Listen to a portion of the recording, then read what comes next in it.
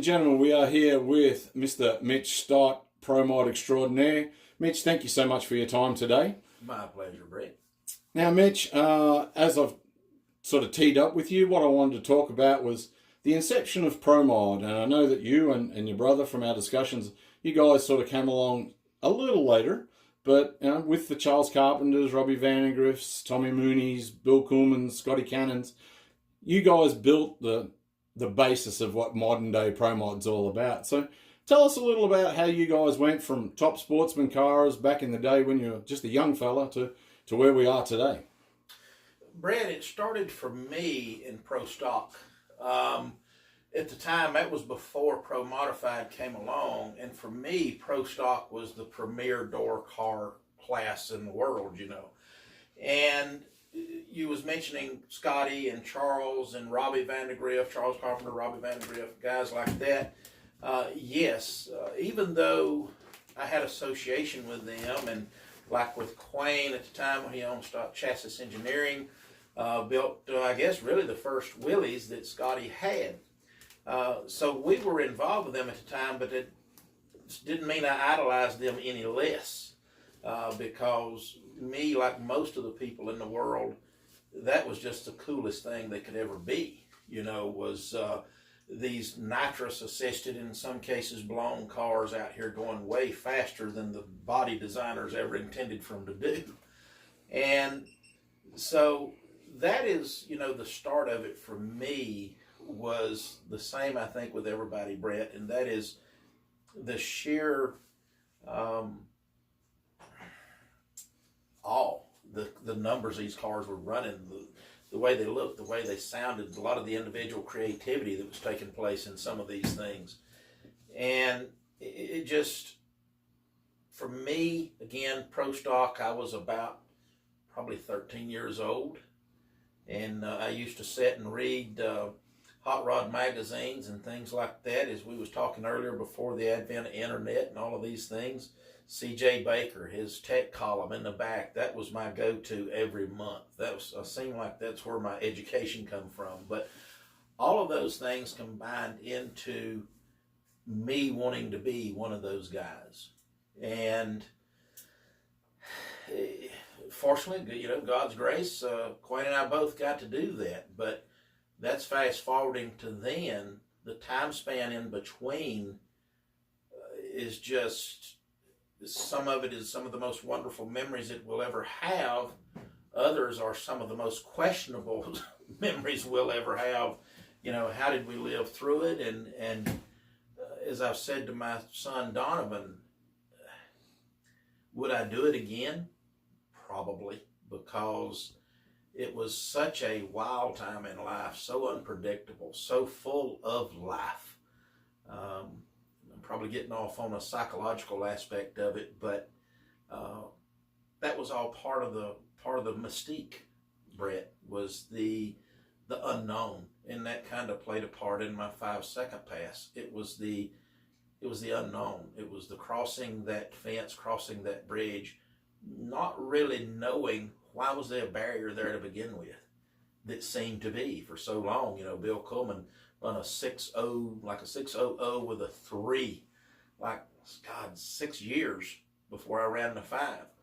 So why was there a barrier? You know, there's all these questions. It's kind of like, you know, military or whatever, aviation breaking the sound barrier. What actually happens on the other side of that?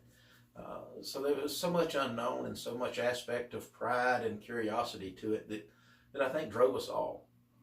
Well, you talk about that. I mean, the basic physics of it, from what we could see from the other side of the planet at the time, was y'all were stuffing engines that didn't belong in the chassis you had, and led to some incredibly entertaining days back in the advent of the Quick 8, the Quick 16, out of what you guys had built.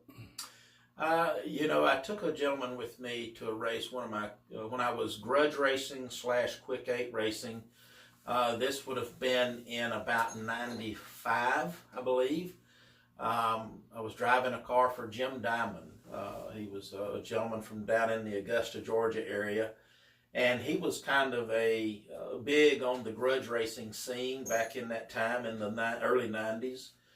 And I took a friend of mine with me who was interested in this quick 8 racing and this grudge racing stuff. And he was actually considering building one of these cars. And when we were coming home from this event, his question to me was, "Is all of your runs like that?" And I said, "What do you mean?" He said, "It's like you need to paint on the front end of the car this end first." He said, "Because it's side to side, just, this way, that way, all the way down the racetrack." And I said, "Yeah, I would say for the time that was pretty much a common run because these cars were so overpowered. The rear tires wanted to pass the front so bad they couldn't stand it. The chassis hadn't caught up to date yet, theoretically. And certainly on these backwood racetracks. That was, I think that was the challenge and part of the evolution, Brett, is that you didn't know what was going to happen. And it took quite a bit of,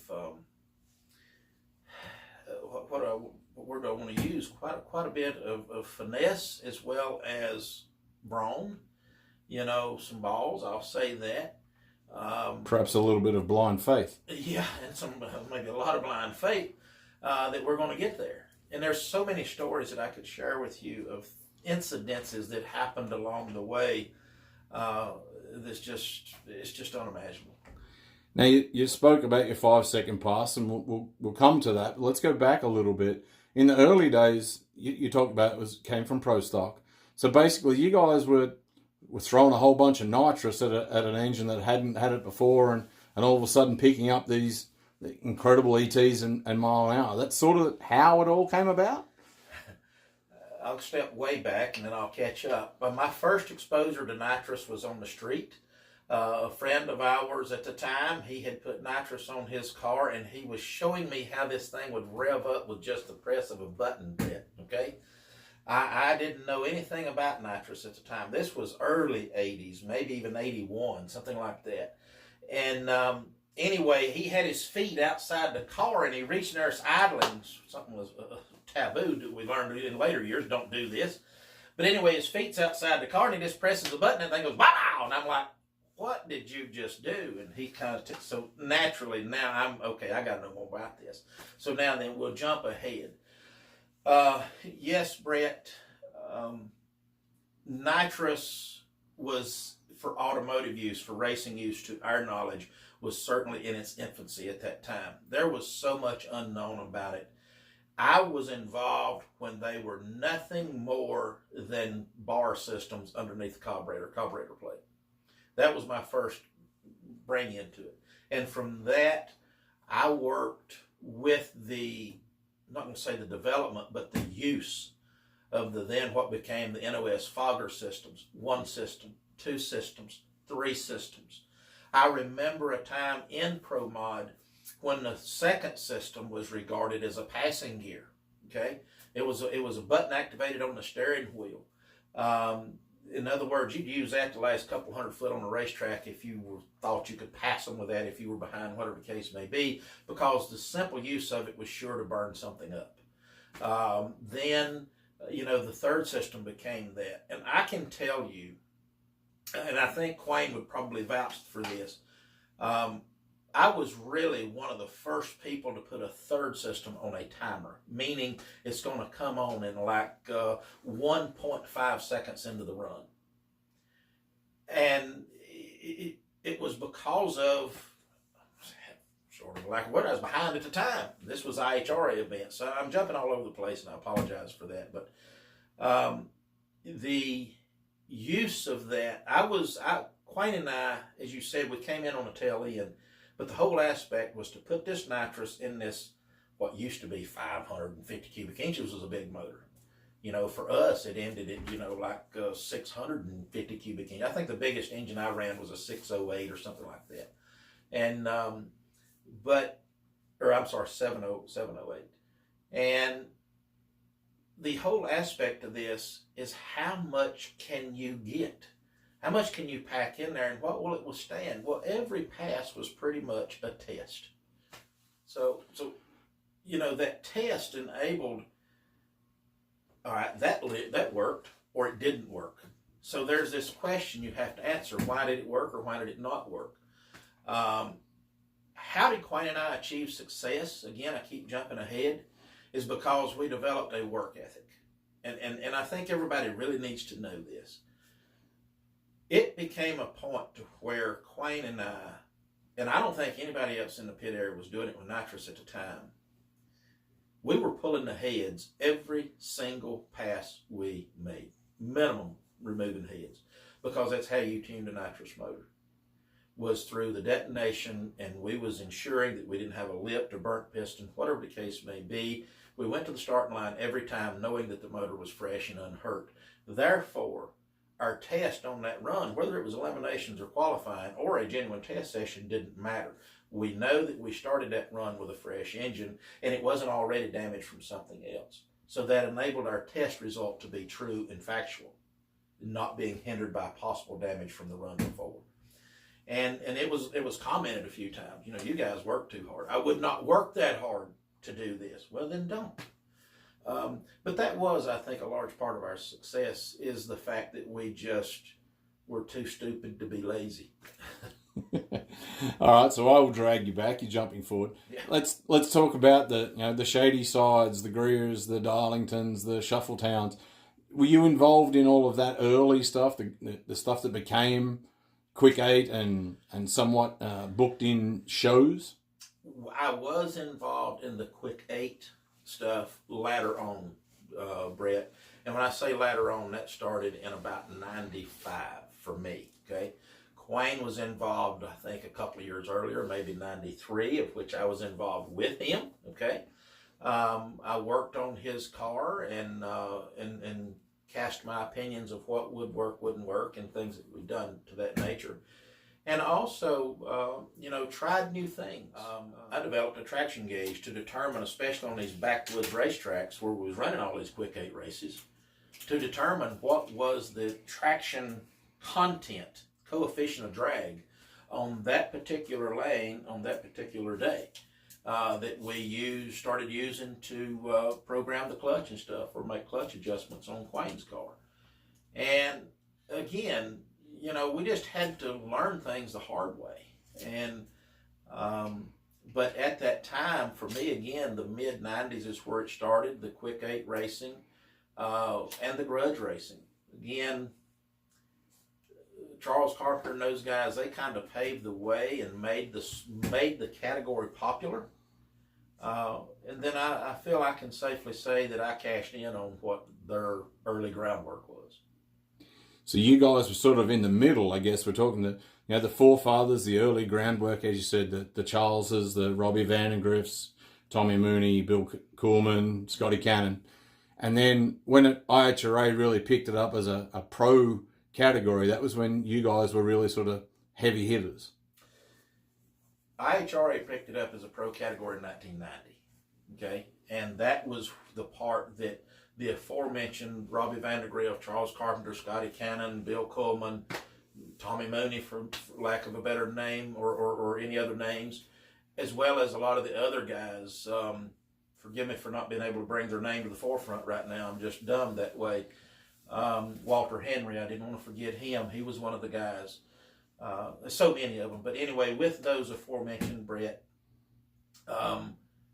they're the ones that created the popularity in top sportsmen that started to use the nitrous and the blower combinations, that someone within IHRA, and I cannot say who would be credited with, hey, let's make this a pro category. I don't know exactly where that came from, but I know it was through the popularity that Charles and those guys had created with their shoebox cars that caused someone in IHRA to say, let's make this a pro category. And that took place in 1990. Again, that 5 years later is when that became something of value to Mitch Stott, meaning that had spawned these grudge racing cars, it had spawned the Quick 8 racing around the country, and that was when I was able to get out of the chassis business of this and actually take my position in a car, again, as first driven for Jim Diamond and the old Cleopatra Camaro. And I got to race, pictures behind you there. The Ronnie Socks, was a hero of mine as a kid from Pro Stock and Super Stock and all the things he done. But this enabled me to race against Ronnie Socks. But anyway, that's what they created, enabled me to do, because it brought guys like Ronnie Socks into this thing. You with me? It was so popular that a guy with Ronnie Socks' Pro Stock history, as well as all the other racing that he had did, he was interested in this, and then it gave a guy like me the opportunity to race my childhood hero, of which, before Ronnie ultimately passed away, unfortunately, he and I become good friends. That was the connection for me. But Brett, that was where it really got into gear for Mitch Stott, was in about 95. Okay, so 95 was the kickoff of Mitch Stott. How many years did you play with nitrous before you saw the light and put a belt on the front of the car? Oh boy, I never dealt with a blower until, let me get this right, 97, I believe it was, Brett. And through my Quick 8 racing, driving for Jim Diamond, a gentleman by the name of Daniel Barnes come to me at a Quick 8 race in Greer. And he said to me, if I were to build a new car or buy this particular race car, would you drive it for me? And I said, well, it depends on what you mean by that. And I said, I'm happy driving what I'm doing right now. And he said, I'm talking about a full-blown IHRA Pro Mod effort. I said, you have my ear. I'm listening. I'm all there. Because at the time, I was Quick 8 racing, grudge racing only. I hadn't, again, made it to what I would consider the big stage. I hadn't got to become Mitch Stott yet. So anyway, that's what he said. I said, I like the sound of that. Let's talk. Well, the next day, because this was a 2-day event, the next day he comes to me and he says, I've decided to just build a new Mooney car. Well, buddy, I'm all in. So that started very short out of an extremely long story. I went to work literally at Tommy Mooney's shop that winter. I built this car on Tommy's jig, took it from that jig to Daniel's shop, done all the completion work of this car. We built a Pro modified car in about 3 months from start to finish. We had this thing at Darlington ready to test. Here's the caveat. I was planning on doing this with nitrous because Daniel had run nitrous in the past. That was the only thing I knew. But we both felt like that a blower had the advantage. And so we stepped out with a gentleman by the name of Don Blackshear, which was met Don through Johnny Rocca and the 10 Indian. Don was doing some tuning and engine building for Johnny Rocca, and I liked Don, and Don had great capabilities. He built us a blower motor. We go to Darlington. Well, we go to test this thing at Darlington, previous to the Winter Nationals, and this would have been, I believe, in 97, if I'm not wrong. And our test session ended up in some bad magnetos, Mallory magnetos, this, that, and another. But nonetheless, that enabled me to make my first 200 mile per hour pass. I'll never forget releasing the parachutes at that time in speeds in excess of 200 miles an hour at the end of a quarter-mile trip. Had I not had on seat belts, I would have went out the windshield without question. I wasn't prepared for that. Back at that time, they hit really, really hard. And so we done the blower motor, but that entire gig for me ended in one national event, which we did not qualify at, and one Quick 8 race at Orangeburg, like 3 weeks following the initial national event. Daniel Barnes calls me to his house, and immediately when I walk in the door, basically tells me that I'm replacing you. You're no longer in the driver's seat.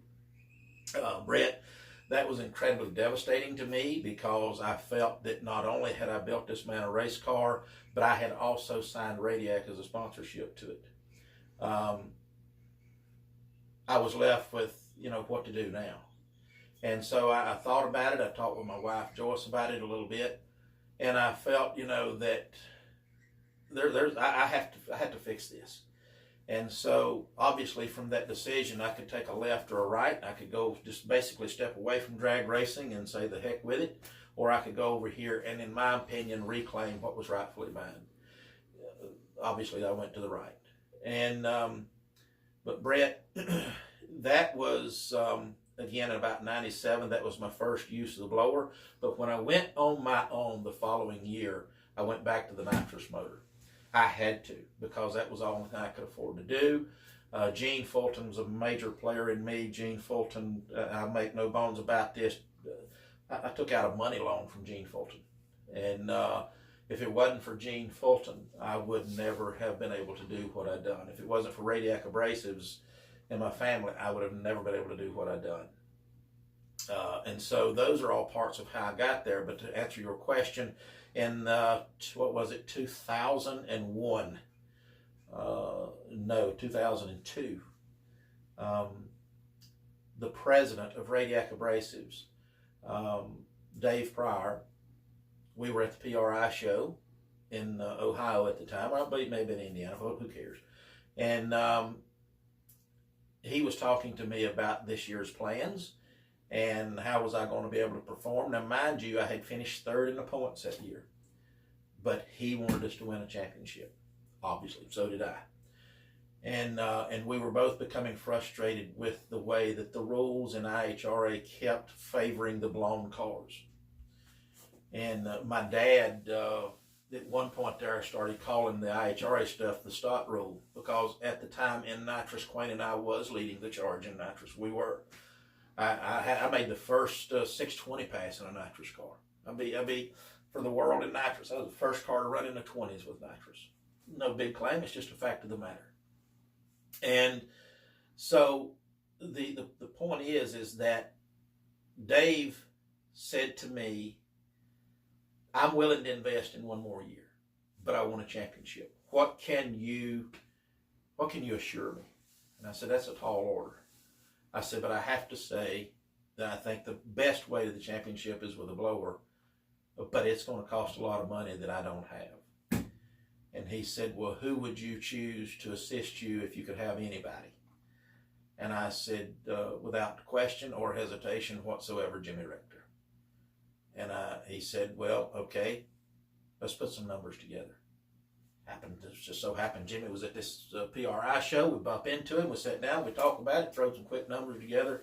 And approximately 1 week after the fact, I was hauling a blown motor carcass to the paint shop. But the guys in Tennessee, Jesus Christ, I wish I could think of their name because it was so much fun. Up there to cut the hood and change the artwork on the hood because we're doing away with the hood scoop and we're putting a blower motor in here. Literally, that's how, that fast is the way it happened. And boy, did we never look back. No chassis changes, no... We had to make changes to some of the plumbing, but no chassis structure change, no. There was a lot of first in this thing too, Brett, but there's this pointless to bring up. But we'll throw this one in there. All the nitrous cars nowadays run their headers outside the fender. And Quain started that, literally. The puke tanks now dump out the back window or the deck. I started that. It's pointless to say, but it's just that we were there for all this evolution. And the short story is that, yeah, it's like I'm going to give anybody a short story. The short story is that that blower motor, along with Jimmy tuning, and my guys like Ted Chavaria, you know, doing their parts of keeping the whole show together, we literally, I mean, man, we just became dominant.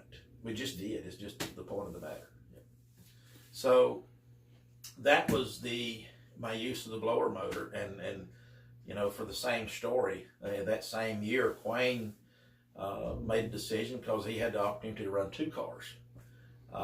He was going to do one nitrous car and one blower car. So, you know, we were just crazy with trying anything. My greatest claim to fame, and I think you maybe should get a picture of this before you leave, is previous to the blower, IHRA and Mike Baker, tech director, was telling us that anything we could do to make the nitrous cars faster, he would approve. Okay? Now that to me is a great big open door and window. So how do you improve upon nitrous oxide injection? Only one way I know of. It's liquid oxygen injection. Oh, Lord, you need to involve... oh, my God, he run Darlington Dragstry up at the time. Larry, sorry. Ted ain't in here. Oh, my God almighty. Anyway, he was running Darlington Dragway, and the amount of brass tubing and liquid oxygen tanks I left him down there is still a joke. We developed a method to run liquid oxygen and nitrogen in the cars, Brett, which on 1/8 of a mile test, after many attempts, and it's a wonder I didn't explode and kill myself dead, literally. Many attempts, we, in the 1/8 of a mile, with no nitrous oxide in the car whatsoever, with liquid oxygen and nitrogen replacing nitrous, in the 1/8 of a mile, we picked that car up 8/10 and 6 miles, 806 miles an hour, just on the early tickling stages with it. It was the most magnificent power maker you could ever imagine. Sam Kearns was part of the IHRA tech department, and he is also a local at Darlington Dragway, and he tells Mike Baker what I'm doing. And Mike Baker calls me up one day and he says, Mitch, what exactly are you testing with at Darlington? And I said, oxygen and nitrogen. He said, are you sure that's all it is? I said, yeah, that's all it is, oxygen and nitrogen. He said, are you sure you're not leaving out a key word there? And I said, you mean like liquid oxygen and nitrogen? He said, yeah, that'd be the one. I said, well, you said anything. Well, he said, I didn't think you was crazy enough to try that one. He said, no, that one won't pass. So that was the end of it. But Brett, and anybody watching, oh my God, what a time that was, and what an experiment it was. And it worked. It worked, I'm here to tell you. And I do think I can safely claim that through history, we were the only people that I know of to ever successfully run liquid oxygen and nitrogen through a reciprocating piston engine without ultimate destruction and meltdown. And I think that's kind of the truth.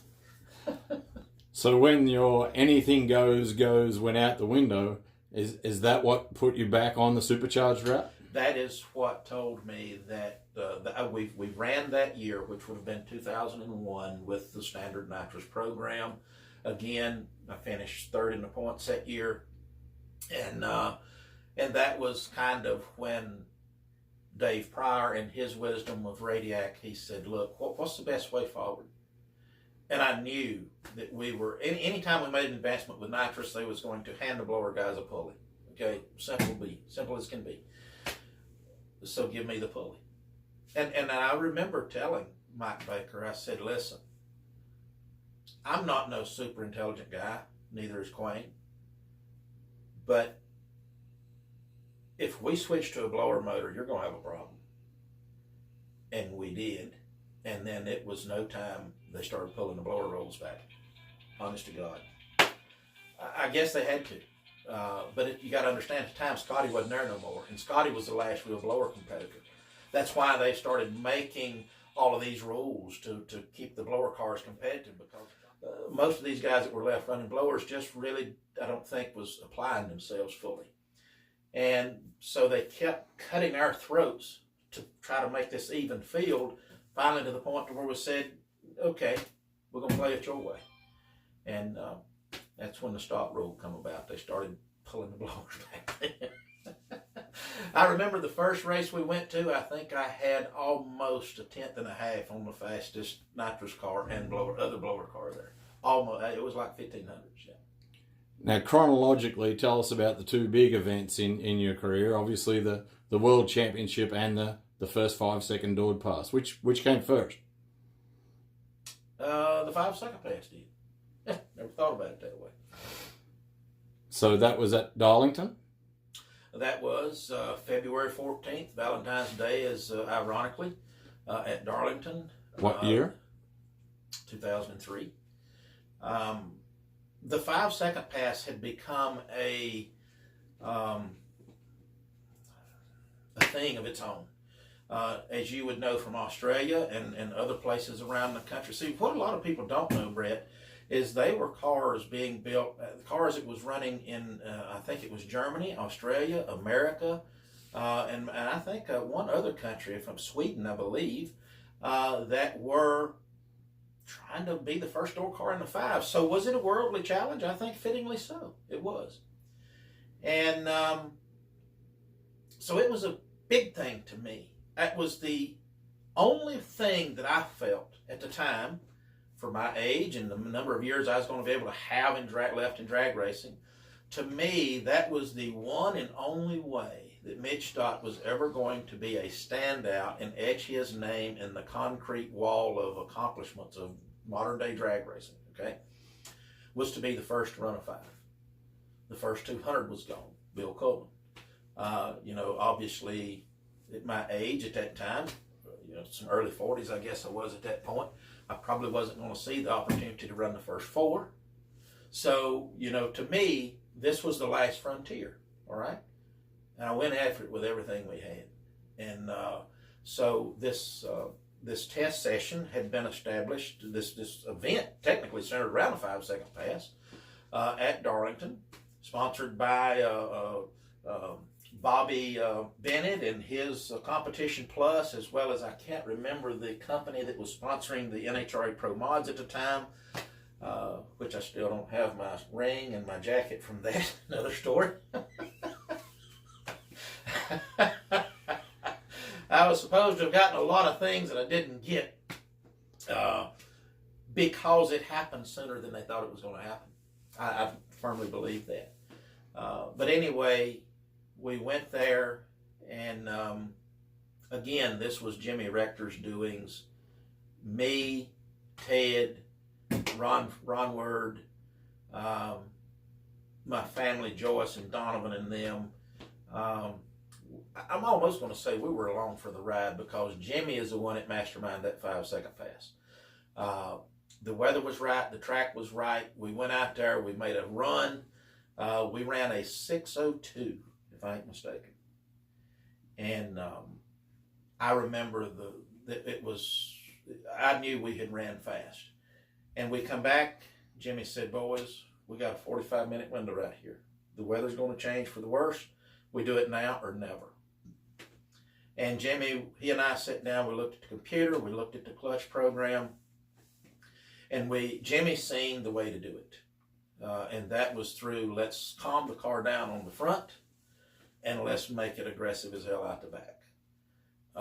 Because the car just could not take no more to hit. It was getting ready to just go into full-blown tire shake. And so not only did he see the way forward to do that, but he also convinced me, let's lay the wings and all down on it, and let's let the car just blow through the back door. Well, that laying the wing downs was almost the ill fate of this whole experiment. Because about the time, about probably the 8th mile, maybe 700 foot, is when Jimmy really made that thing aggressive and mean. And the track was getting cold. There was very little traction. And I remember about 700 foot, this car just started sashaying. I mean, talk about grit your teeth and hold on tight and be just stay with me, baby. That was the pass, because it just, to me at that time, it wasn't going to handle no more. It just wasn't. But when Ted screamed into my headset, 598, that's still a little emotional, sorry. That, Brett, I have to say was such an accomplishment for all of us. It really was.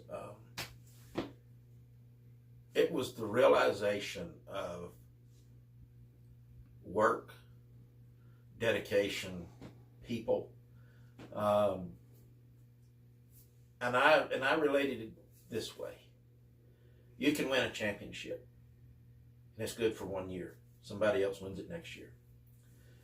But to be the first, it's something. Stands forever. In all honesty, that one thing, Brett, I believe made everything I had ever done in drag racing worth it. It's really, you really got to dig deep to pick up the sense of accomplishment that gave us. But it did. And Dave Pryor, he finds out about it. He calls me, and he's heard about this accomplishment. Obviously, whether I've called to let him know whatever, he responds back, and we wind up talking on the telephone. And he said, Mitch, we're having our national sales meeting here in Las Vegas, of which in previous years I had attended with them, kind of as a State of the Union address to the drag racing program for Radiac Abrasives and all of his sales force. Mitch, you've got to be here to talk about this. The whole thing exploded from there. It was that, it was t-shirt deals, it was magazine deals, being mentioned in Australian magazine publications. Darren Mayer sent me, of the time of Cabelco fame, Cabelco supercharger fame, he sent me a magazine publication from Australia. Thought you might be interested in it. It just, everything kind of gave us new hopes, new beginnings. Then, of course, we followed that up that year with the championship. It was just such a whirlwind situation. But, Brett, again, buddy, there's so many stories in the backside of this. So it was the last bastion, as you said. I mean, Bill had gone 200. No one had gone a 5 in a door car, and it's going to be a long time before someone goes a 4. Mm-hmm. So, and you're still the first 5. So, obviously, with the emotion that you showed there, it was your biggest feat. Obviously, therefore, your second biggest feat would be your world championship. Yes. The world championship, I think, Brett, because, and we named our tour, okay? I would name my tours on my t-shirts every year. I've had the No Mercy tour and this, that, and another, but that year, okay, again, I had finished second in the points in 2002. First year we ran the blower, which is a whole nother story in itself.